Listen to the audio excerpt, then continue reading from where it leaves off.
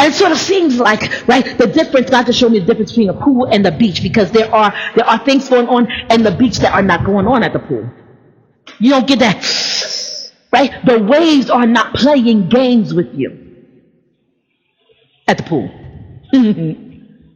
At the beach, right, you get jump, right, jump. And you start sucking it out. Because God always sets it up that as quickly as your sea billows rolled in, they rolled out. As quickly as your sea billows will roll in, they always roll out. That's how sorrow works, right? That's why you cannot be caught up in it. That's why you do not walk in your soulless realm, because that is selfish, right? You walk in your spirit.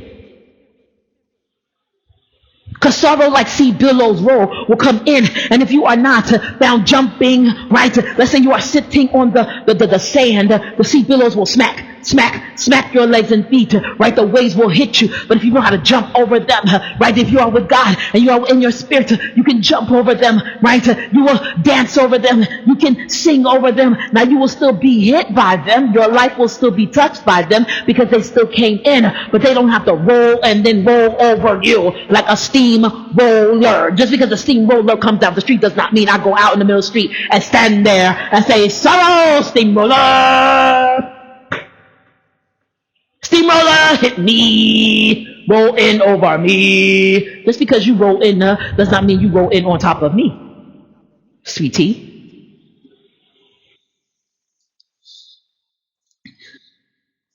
Because God does it. As quickly as the billows roll in, they roll out, don't they? When sorrow like sea billows roll. That's why I'm not called to sing, because everything I sing is flat. But when I speak, whatever my lot thou hast taught me to say. I'm gonna be honest with y'all. I don't know how God taught me to say this. I just think that my lot has been my life. And so I don't know anything else. As a matter of fact, when I would sing this song, even if the Lord would beat me, I would say whatever my life. Oddly enough, most people look at me and they think it's a handicap for me, because I don't ever complain.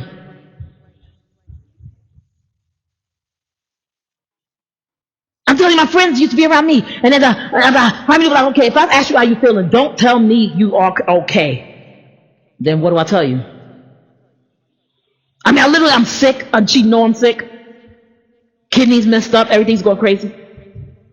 And I appreciate what she did now, but I'm asking God to teach me how to tell the real truth. Because for me, the truth is I am really okay. I see blessings in things that most people don't see blessings in. Second blessing, second blessing, second blessing, second blessing. Every second is a blessing. It's a miracle. It's miraculous. You look at me and think that I should be upset when I am actually rejoicing. Do I like it all the time? No. And that's what my pastor's there for. I talk to him about it. But in general, I am happy in my situation. I am joyful and I am happy as well.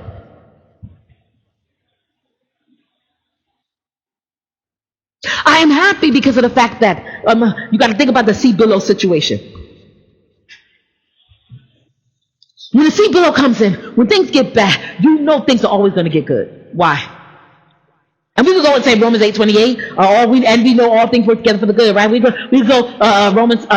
Matthew 6:33, seek ye first the kingdom of God and his righteousness, and all these things will be added unto you. We go to then Romans 8:37 that says, yet and still in all these things we are more than a conqueror. Then we go to Romans 8:28 that says, and we know all things work together for the good to them that love God and are called according to his purpose. Then I could go to Philippians 4:13 that says, I could do all things through Christ. I could do all things through Christ, through Christ, that strengthens me. Then I go to Philippians 3:5 3:14 that says, "Brethren, I count not myself to have apprehended, but this one thing I do, forgetting those things draw behind me, and little with our eyes ahead, I press towards the mark for the prize of the high cause in Christ Jesus our Lord." Then go from this one thing to that one thing in Psalm 27 verse 4 that says, "One thing have I desired of the Lord, and that will I seek after, that I will dwell in the house of the Lord all days of my life, to behold the beauty of the Lord and acquire in the temple." So I go from Matthew 6:33, naturally seeking things, to Psalm 27 verse 4, actually getting them, right, spiritually, getting everything I need on earth, and in heaven, right, knowing that I have that built up for me in heaven. I don't understand why you are crying. I was just taught the way I grew up. We grew up in a horrible place, in a horrible neighborhood. You see those kids that are in Africa that deal with those crazy things, those crazy situations and climates. I dealt with, on my level, I dealt with that. I didn't grow up with any happiness. So if I got another second, I'm happy.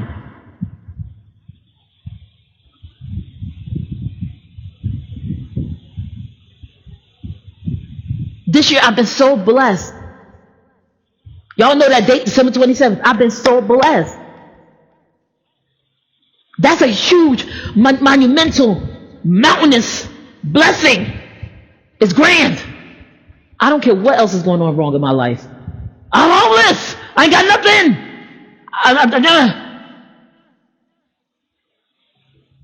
But I still got December 27th. I lost everything. I lost all the clothes. I lost everything. But I still got the Chamber of Commerce. And I can still close my eyes and see the scene. I have nothing. I told you if I died the day after that, I would have been all right. All right. Jesus will make it right. No, not Jesus will make it right. Jesus already made it right. The turmoil and stress that I grew up in and under. It was sea billow, bam, sea billow, bam. It was tsunami, bam, mixed in with sea billows. And a bunch of tsunamis mixed in with like 2 or 3 sea billows.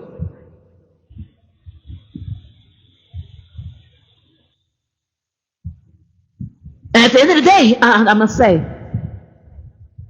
I'm okay, me and my soul.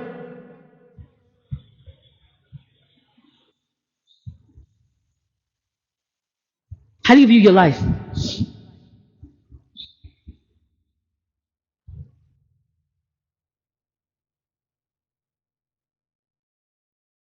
On the third day, there was a wedding in Cana of Galilee, and the mother of Jesus was there.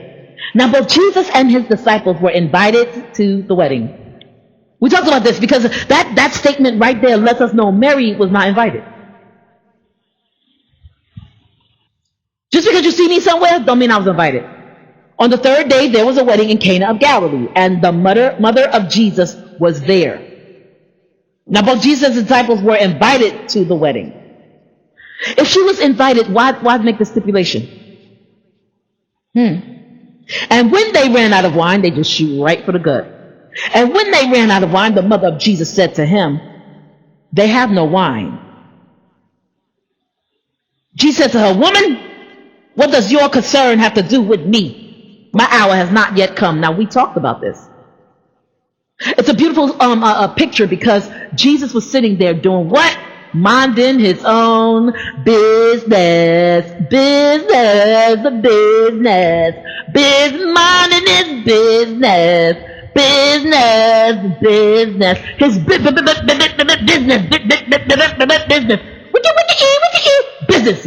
He's minding his business. A lot. He was doing that a whole bunch. That was his lot. Whatever his lot, he already knew to say. He was minding his business. Come on, yo.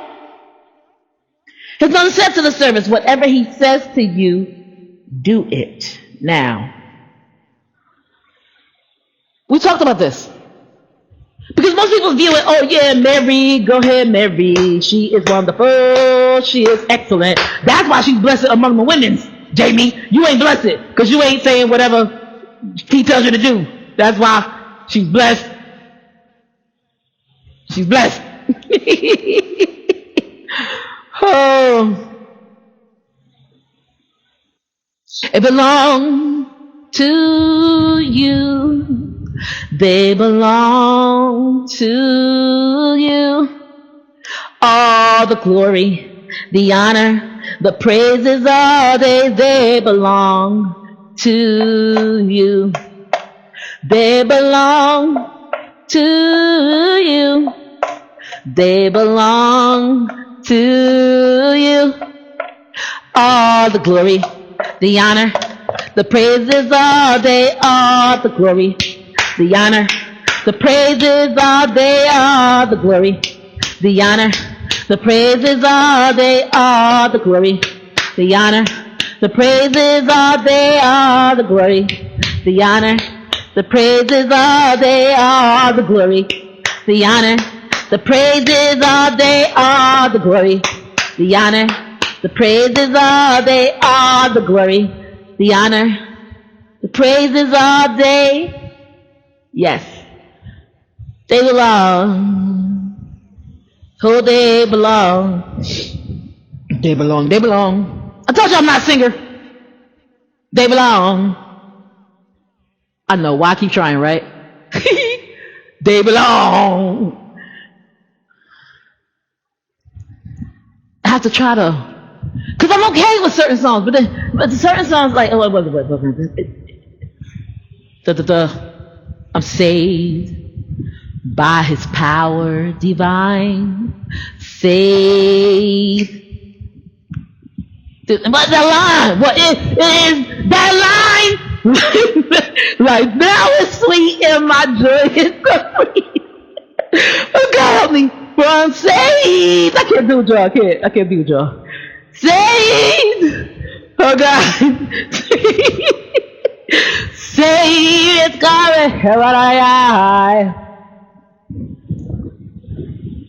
That song, life now is sweet and my joy is complete. Certain songs I just have to be able to sing. And I mean yell out. Oh, come on. That's why I said it when I was young. I said I'm going to get apartments. I'll get a house that I could sing in. Lois said, good, leave. I was what, 8? I would have left if I could.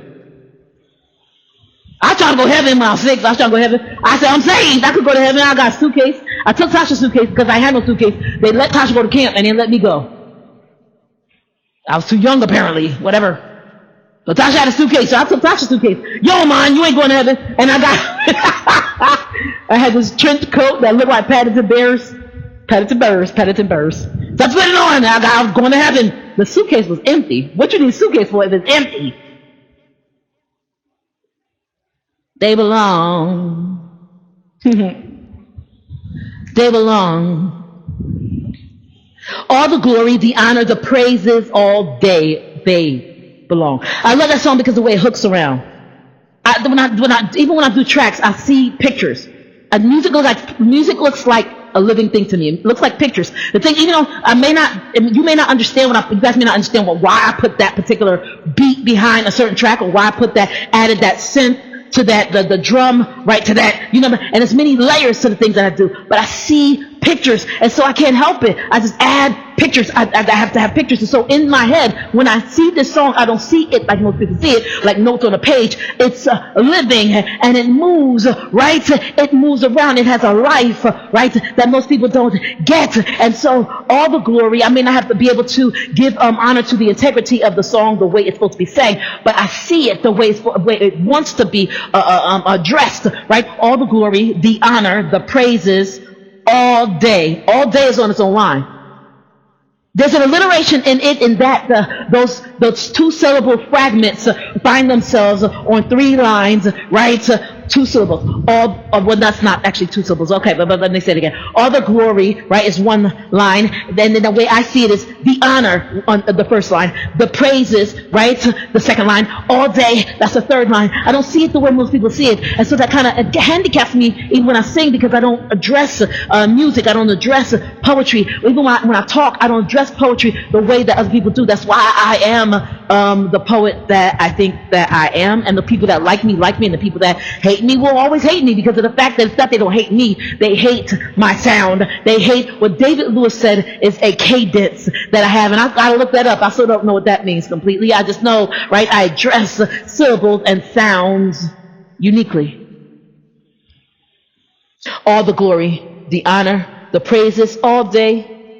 They belong to you. That last part is all on one line for me, right? So you got 5 lines, right? And it does not make any sense whatsoever. Because if you look at this song, probably in a chorus book or a hymnal, right? You probably see 2 lines of bars, just bars, right? And you see these lines of these words written out, and it doesn't look anything. I don't see musical notes. It doesn't look anything like I see it. But if you are standing next to me and we are singing, right? And there's nothing more beautiful than the day that my pastor walked up out of nowhere and just stood next to me and sang the last song with me. He don't know it. But that's a day I'll cherish forever. Because even though I stopped singing. And I know he's here, I stopped singing. Because I want to hear his voice. Because he sings 20,000 times better than me. He sings 20 billion times better than me. I'd like to tell him to get a CD. You need a CD. I will buy it. Get a CD. So, I like your cadence. You know, I don't know what that word means, but I just want to use it in a sentence. That cadence. Right? Tell David Lewis to make you a CD. But I stopped singing so I could hear his, right? I'll still worship him, but I stopped singing. But he stood next to me and he sang with me. And what it tells me is whether C. Billows roll in for me or C. Billows roll in for you, if we are both being taught, if we both have a lot, and God chooses to teach both of us, right, it's a beautiful thing. Because what I see is, instead of a 1 jump rope, right, turning, I see 2 jump ropes moving in the wind with waves, whatever, because whatever, when you sing next to me, whatever my lot becomes whatever our lot.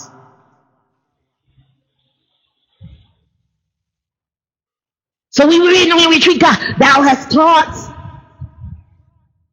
me to say, that part's individual, right? Because he teaches us individually here, but as we have our lot, right? Because we both have to understand what God is saying. We both have to understand what God is teaching. We both have to see. It's a see and say type situation. It is well. It's not something that I could just repeat in a chorus line. What's happening is, I believe, as I say, it is well. It would not be Pastor David Howard that would say, it is well. No. That'd be Holy Spirit that would chime in.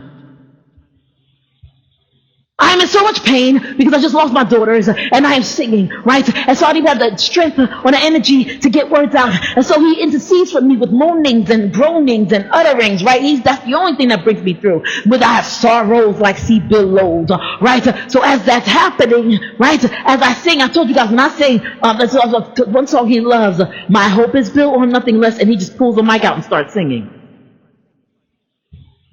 Here he goes, then Jesus' blood and righteousness. He chimes right in, right? There's certain songs, right, that speak to us, right, that we know. And when we know that song, when that song comes up, we really get into it. There's certain songs they sing in my church, and I'm like, oh, yeah, sing a tri-state fellowship, do that thing. But when I hit the note that I want to sing about some chasms, they know it, David Lewis know it. Sing a song about some chasms, I could do it. I could hit that right there. My Holy Spirit jump up and start singing with me, right, because he knows that I find myself ebbing more than flowing. Remember that? Sing about some chasms. Most people get upset about the fact that, oh no, there's a hole here. I gotta jump across. And I'm excited because there's that hole. You don't realize if you look down, I see it as far as a picture goes. If you look down into the hole, you will see that it's me and Jesus walking along the path, right? You're wondering about getting there fast and jumping over the hole. How about you dive and slide down into the chasm and walk along with us and enjoy some special he that dwelleth in the secret place of the Most High that shall abide under the shadow of the Almighty. Time. How about you enjoy some Psalm 91 time with us of a he that dwelleth in the secret place. In order for me to enjoy the flow, I must be able to live in the ebb. Give me a chasm or two. I'm all right.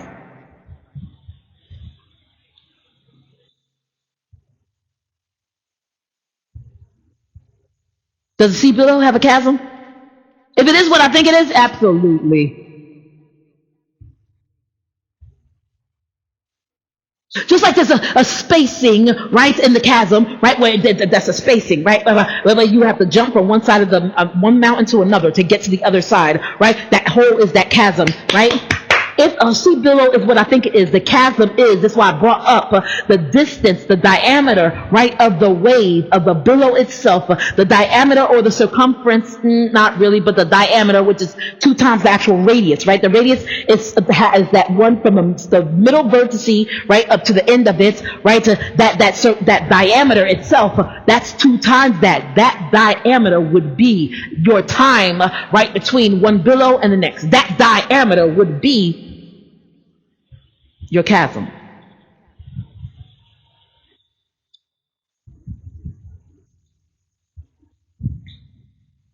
More often than not, when you're sitting on the seashore, you do not notice. If a sea billow is what I think it is, right? You do not. If you're sitting on the seashore, you do not see the circumference or the diameter of the roll of the wave that's coming towards you. You will not see that. Why? Because the wave itself is rolling in like a donut towards you. It's rolling in towards you, so you can't see. In order to measure the diameter and the time, right, it takes before your next billow, you would have to be on the side of it. You would need, right, a slice of it to be able to do it, but because you do not have time to take a slice, right, you're just sitting there getting hit. And just because I slow down and quiet down saying getting hit, that does not mean that I stop getting hit.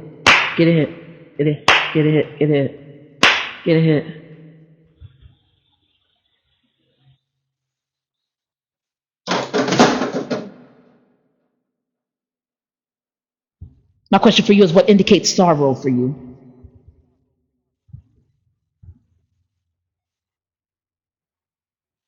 And when they ran out of wine, the mother of Jesus, the woman that was not invited,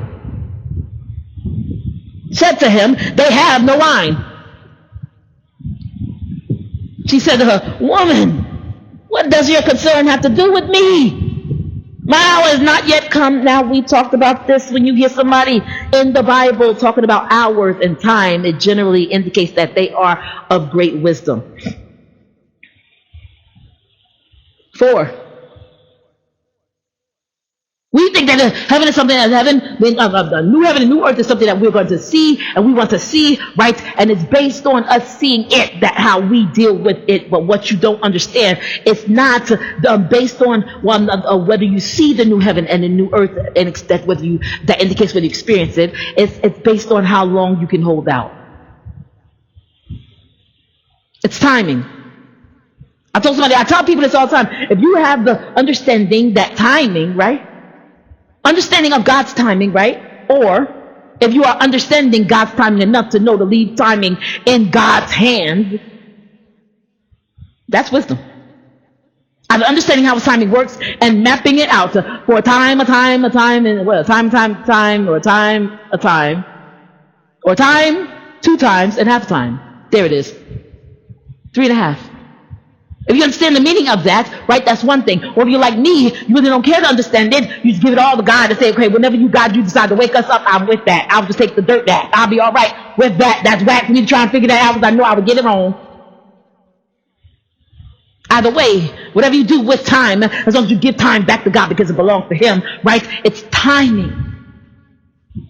That explains everything in the earth, right? We are here, right, and we are, when they say we are but a vapor, I said, oh, I'm not a vapor. I don't want to be a vapor.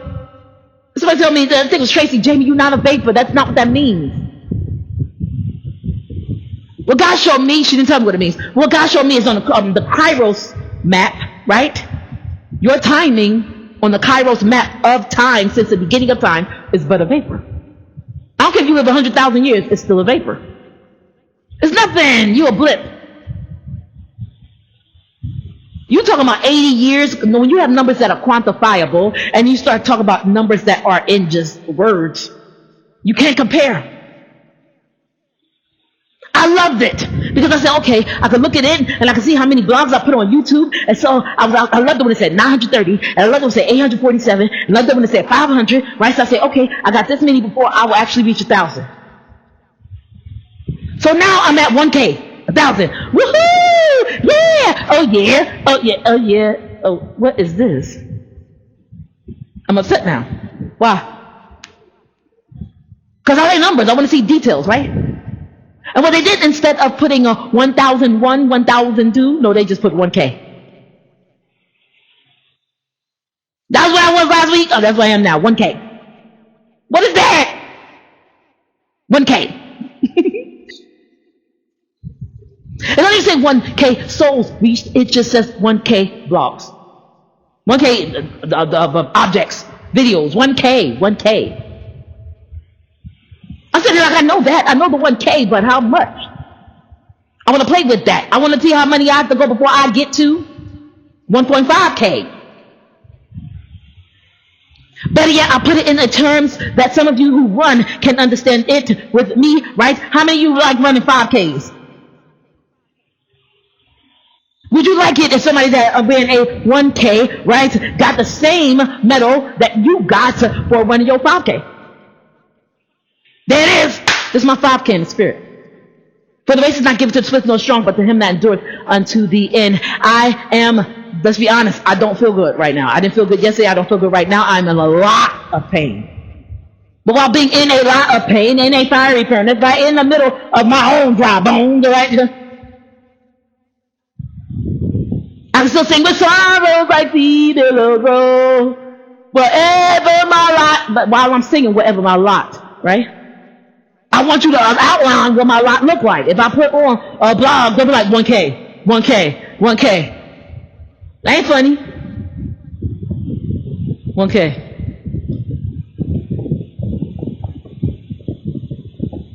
I feel like God was talking to me this morning. He said, Jamie, what do you care about the numbers? Right? It is not for you to understand, these things. Right? He told Mary at the beginning of his ministry, we outlined the wedding at Cana as the beginning of Jesus' miracle working ministry. Right? And here's the thing. I understand a little bit better why it matters. Because I kept saying, why is he here? Or if he is here, why do I know? You missed it, Jamie. No, I don't want to know. It's not that I want to know. It's just, it's not pertinent. It's pertinent for one reason. Mine, your business. Mind your business. Yeah. That's what it teaches me. I don't worship Mary, so I don't go behind and say, good Mary, you made sure that they had something to drink. No, she didn't. What Mary did was she made sure she solidified herself and her name in their minds. She made sure that because that was her son, and she came, I imagine that she came in with them, right? Or she did not. But here's the thing, she did not have the invitation. So she was leaning on the backs of him, and I've had Lois do that to me. When I was on TV, I had to go in their limousine, Channel 9 News, we went there, and I was on the news because I got beat up. I was on the news because I was named New Jersey's top black achiever with 3 other African-American men. One of the kids won Kids Jeopardy. I created a phenomenon and won like 3 medals my senior year of high school. I beat a whole bunch of odds that nobody expected me to beat. There's a reason why the 4 of us were there. And Lois went there and she took the letter that I got from me. She took the videotape that they gave me. She took everything from me. She got in the limousine. And then she told them how to do my makeup because they have to put makeup on you. And I was 18 years old. And she said, no, I don't want that much makeup on her. And they said, ma'am, we have to put makeup on her because if we don't, you will not see her. She will look like a phantom. And there's a videotape that Lois has, right, of me 18 years old and my teeth were big as ever. Because I kept smiling. It just seemed big as ever. But I seemed like a smart little kid. So I know what it's like when somebody rides the coattails. Because right after that, we came home, I got out of the car, I went to bed, and I woke up the next morning, and she said, I hate you, I'm going to kill you. I'm going to half kill you. I don't like you. I like Tasha, I don't like you. We went back to the exact same thing. After the limo. And that's the story I never told. That's the story I never told, I know. But I imagine Jesus' mother treated him the same way. She prostituted and trafficked him. Didn't she? Yeah, she prostituted him. She said, Hey, come here. Do whatever he tells you to do. That's not prostituting him, Jamie. Yes, it is. She prostituted his gift and then trafficked him. She prostituted his gift because she took, and stood up before this person and said, knowing that he was attached, he was a man of the people, knowing he was attached to the people, right? He would love on them, right? He cared about them. It's not that he wasn't concerned about them having wine. He cared about him, right? So she put him to work in a place where he was supposed to come just sit and enjoy himself. He was invited to this wedding. He was not invited as a reigning prophet. He was not invited as a prophet that was supposed to come preach. He was invited to the wedding to help them. And here's the thing. I realize why this miracle stands out big and grand amongst the others is because of the fact that he said, my time has not yet come. This miracle stands out great to me, and it always stood out great to me. I said, what is the point? The point, that we should see is that there's a big difference between this miracle and the rest of them. What's the difference? He didn't heal anybody. She prostituted his gift and called this gift the wine, right, when it was not. She was whining, right, when she should have not been whining, right? She called his gift wine when it was not wine. His gift was healing. His gift was not wine, it was bread. He said healing is the children's bread. His gift was not wine, it was bread. But we take it, we bowl over it, and we don't realize that he was trafficked in it. It only stood out to me because this happened to me. Because I'm greedy too. So it stood out to me because this happened to me. Otherwise, if this thing didn't happen to me, I would have thought of it the same way everyone else does. What does your concern have to do with me? It is not my time. Now, why is this important? Because she rolled right around and said, do what he tells you to do. Oh, Mary had faith. Mary had faith. Faith. No. Tired of hearing that. Tell another story. That's a lie. That's a bold-faced lie. If Mary had faith, she would have believed that wine would have been supplied. They could have been coming together and counting the money to go get some wine. These people were rich. Because here's the thing, she was back there talking to Jesus while they were over wherever they were at. She was going to go find Jesus, tell him they ain't got no wine. Supply. Then she did a passive aggressive, do whatever he tells you to do. Of course he heard him. But Jesus operates in time. We told you, there's always a twofer with God. Women is not my time. Well, women, what does my concern have to do with you? It is not my time. 1, women, what does my concern have to do with you? 2, it is not my time. There's your twofer, right? So if that's the case, right, and Jesus is a man of great wisdom because he will not step outside of his time, what did she do? She trafficked him. She prostituted his gift, called it wine, do whatever he tells you to do, knowing that he was listening. Because what happened? The servant did not come over to Jesus and ask him, are you going to tell me to do something?